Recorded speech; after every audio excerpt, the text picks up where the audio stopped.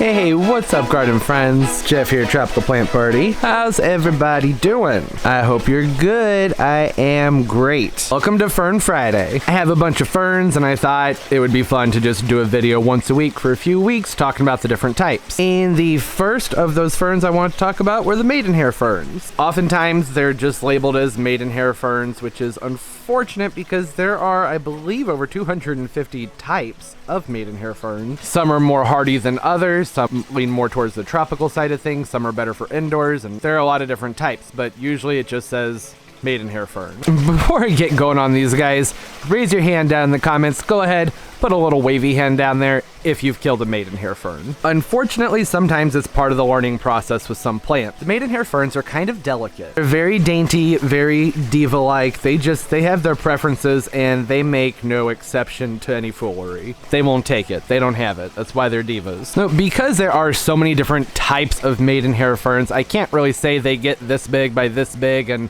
they're hardy to here to there. It's all over the place with these guys because there's so many of them.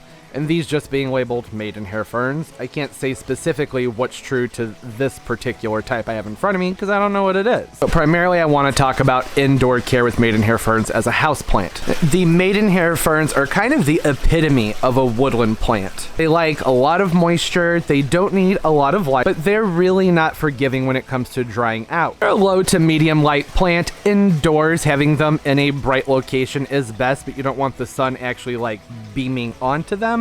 That can be a bit much. Keep them away from cool drafts, hot drafts, any drying air. Moving air blows the moisture out of the foliage. And of course the soil, but their foliage. This foliage is very delicate. So delicate, in fact, that it's advised to not use your hands and play with the foliage too much, which is kind of good information for a lot of plants. Don't necessarily want to be playing with the foliage and messing around with them too much, but the pores that are within the foliage on these guys that allow the release of moisture and air and the exchange, the transpiration process, those clog up very, very, very easily. So the oils on your hands can clog them up. I have never had an issue with like touching my Maidenhair Fern and then having it just defoliate. I think that's a little bit extreme. If your hands are sort of sticky and tacky, like I know I rub Aquaphor around my fingernails during the winter time because it gets really, really dry here. I don't necessarily want that on the plant. And that mess goes everywhere. Typically, I think one of the most difficult things to conquer with the Maidenhair Ferns is maintaining humidity and moisture. As I mentioned, they like a humid environment. If you have a really humid room that gets some light, that would be a good place to keep these. See here, I have some moss around the base of one of my ferns. I actually did that because this soil mix was drying out a little bit too quickly, and that moss is going to help hold in some moisture. However, when doing this, I did make sure that the moss is not hard up against the crown of the plant. This Maidenhair Ferns like a soil that is somewhat airy but still moisture retentive. If this were to be flush up against there and really squeezing it in, then that's going to kind of suffocate that crown and can lead to crown rot. Probably not something you really need to worry about indoors where air is a little bit more dry, but it's not just about air circulation, it's about pressure as well. This is planted up just a smidge above the soil surface, which wasn't really intentional, it sort of worked out that way, but I think it's for the best with the moss being around the base of the pot here. So a really important thing with keeping these is having an understanding of moist versus soggy soil. They don't want to be soggy. Anytime there are plants that like soil that stays moist but not sopping wet, things can become a little bit tricky.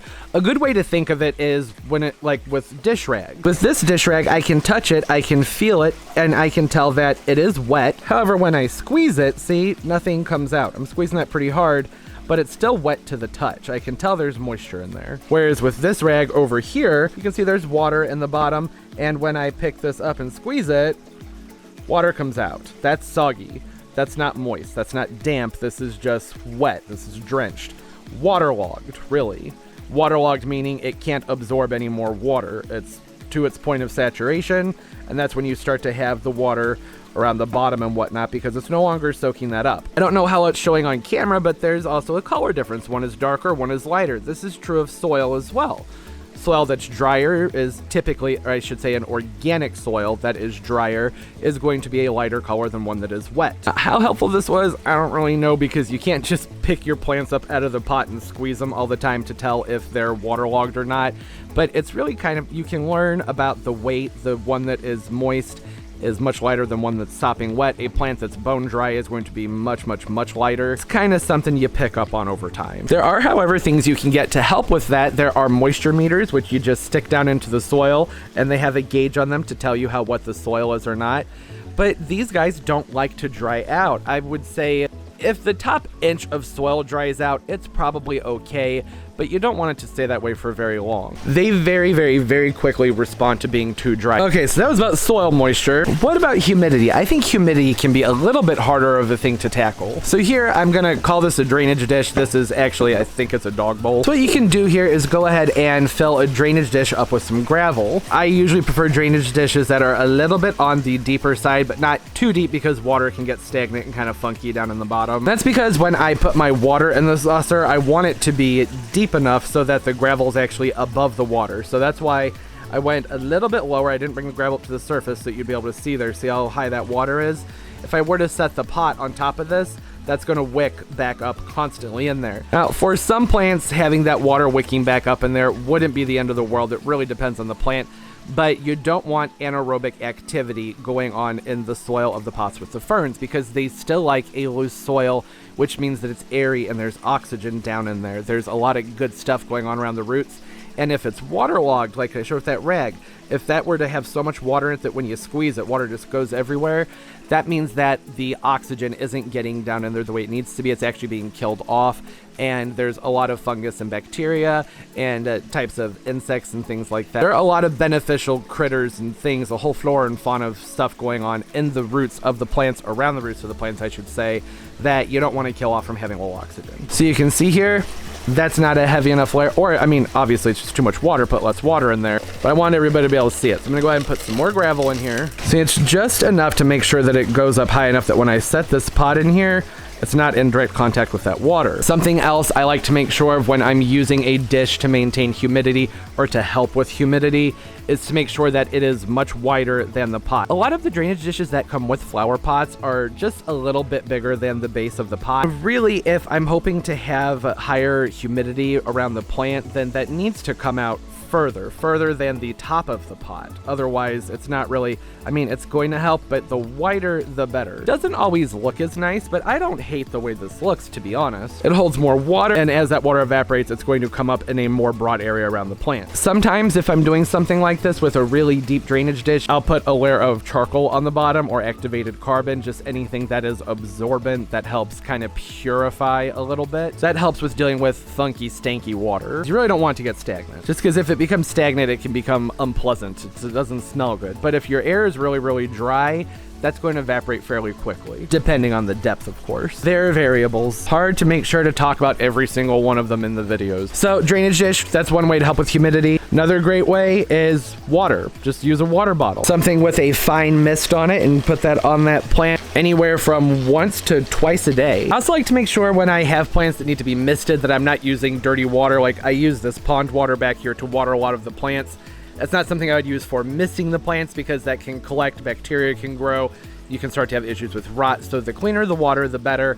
And it doesn't necessarily need to be distilled water, but if you have maybe well water with lots and lots of minerals and stuff in it, maybe use something bottled or purified instead, just to be safe. Sometimes things kind of go awry with plants. It just happens. You can see there's some foliage in here that has some yellowing that's probably going to be dying off. I'm not going to prune that right now, but there is foliage in here that I can prune out. Like sometimes you just get these little crusty bits. I like to be careful to make sure that I can actually see where that is, because it can be really hard because they're very hair-like. They're very thin, very delicate. Like I just showed, I just cut that right out. As long as you get it pretty close into the base, it's not a big deal. It's not going to hurt the plant, just going to help keep them looking a little bit more tidy and fresh. It happens. Sometimes you just lose foliage. If you have a maidenhair fern and you miss a watering or something just goes wrong, you can actually come in and cut off just about everything. I like to leave a little bit, just like probably half an inch to an inch, but the foliage, like these pieces right here, it's more about maintaining everything that's down at the soil levels. If yours is all dried up, there will probably still be these rhizomes in here that maybe look like they have some dead fronds that are starting to unfurl. Try and leave those there. Absolutely just drench it. Soak the plant, maybe put a plastic bag over it, something like that. Anything to hold in the humidity, and it is possible that it will come right back for you. Once the maidenhairs detect that they're in a very, very dry, arid environment, that's when they say, uh-oh, okay, we need to preserve our energy, we need to try and stay alive, let's go ahead, let's drop the foliage and just hope that we get watered sometime soon, that some type of moisture gets into the soil, and then they will come back. It all really depends on how long they were dry. The maidenhair ferns also are a great candidate for terrariums, though it would need to be a kind of large one, depending on how big the plant is when you bring it home. They're not the fastest growers, particularly indoors, that you can keep them in the same pot for a pretty long time. I still like to make sure that things get repotted every few years just to be sure that the soil's nice and fresh, but you don't need to mess with them too much in that regard. They're actually really not going to appreciate having their roots messed with very much, so it's best to not over pot them. You don't want to put them in something that's way too big, because then they don't get the moisture that's around them. It just kind of goes around the root ball. But if it's too small, and you may notice, like if you start to see roots on the surface of the soil or coming out the bottom of the pot, when you water it, it's just drying out pretty much instantly. The plant doesn't seem to be benefiting from it. That can be a sign that it's time to repot. By repot, I mean to go ahead and bump it up a size. Just 1 inch to 2 on the outer diameter of the pot, that's it. It doesn't need to go any bigger than that. Can also put a cloak over the top. I prefer cloaks that have holes in them, but there's just a big glass bell you can put around the top of them that will help hold in some moisture. All in all, it really is sort of just a matter of really learning how long it takes things to dry out in your environment. If all of these things I talked about aren't really viable options to keep them moist and to keep things humid around them, then try keeping them in the bathroom. That's a great place. It's lots of humidity in a bathroom. Normal household temperatures suit them just fine. Anywhere from 65 to 75 degrees, somewhere in there, that's a good place for them. When temperatures start to get really, really warm, so if maybe you have this in a sunroom or a conservatory, that's when you really want to be sure that they're staying watered very well. That's like over probably 82 to 85 degrees. The warmer it is, the more often you'll need to water, because, you know, heat and evaporation. You know what I mean? Science stuff. And then just like with pretty much all ferns, fertilizing is pretty simple. Like once a month during the active growing season's fine, and it's usually a good idea to cut that fertilizer strength in 1/2 to 1/4 so that you don't burn up the roots or irritate them too much. I've actually found that maintaining a nice organically rich soil usually does the trick as far as them needing their nutrients. So making sure to fertilize is important, but having a really good soil blend is really more important. And optimally, you know, do both. Oh, one last important thing. Since these are a plant that likes such a moist, constantly moist soil, then sometimes fungus gnats can be an issue. Oftentimes fungus gnats can be an issue, little butthead. Sometimes putting a layer of sand, it would need to be a fairly hefty layer of sand, probably I would say maybe even up to 1/2 inch on the surface of the soil. It can help deter them. It helps keep them from burrowing down and doing their fungus gnat thing in the soil. But doing that is kind of a pain in the butt. When you water, sand goes everywhere. Sometimes the sand can actually be a little bit too dense. It can interfere with airflow and whatnot. But if it's a really big issue, then maybe you could try that, just putting a hefty layer of sand on there for several days, really a couple of weeks, a few weeks probably, to help kind of get them out of there. That's an option. Also, the mosquito bite granules, I found them to be hit or miss. Sometimes they work great, sometimes they don't. Okay, that's gonna do it. There's a lot to talk about with these guys. I'm sure there are plenty of things I forgot to mention, unfortunately. If anybody has anything else to add, please put that down in the comments below. That's kind of the point of Fern Fridays. Let's talk about the plants, get a conversation going, tips, tricks, troubleshooting. I know I've had better luck with maidenhair ferns in the house than outside. I've planted them several times and they do fine during the summer, but then they don't come back the next year, which I attribute that to probably my soil being too heavy, too dense. It's clay, and I mend the area to make it a light, fluffy soil blend that the roots can travel through, but still, I think that it's just not quite enough. I need to figure something else out if I'm going to try them again outdoors. Like I alluded to earlier, I'm going to be putting this one in a terrarium, so watch out for that video. It'll be out in a few videos from this one. I hope everybody's doing well. You can hit me up on Snapchat, Instagram, Twitter. I'm on Instagram more than anything else, so follow me and I'll follow you back. It's a lot of fun. I like looking at everybody's pictures and talking with everybody on there. Oh, and don't forget to like the video. It helps the channel. It helps the videos a lot. I notice it and I really do appreciate it, so thank you very much for doing that. And subscribe as well. I upload multiple times a week, so don't forget to hit that notification bell. That way you know when new videos come out. If you're subscribed and hit that notification bell, then you'll know when the terrarium video comes out, which won't be too long from now, I don't think. These guys are kind of in a recovery mode from getting them home. They're still, like, they're kind of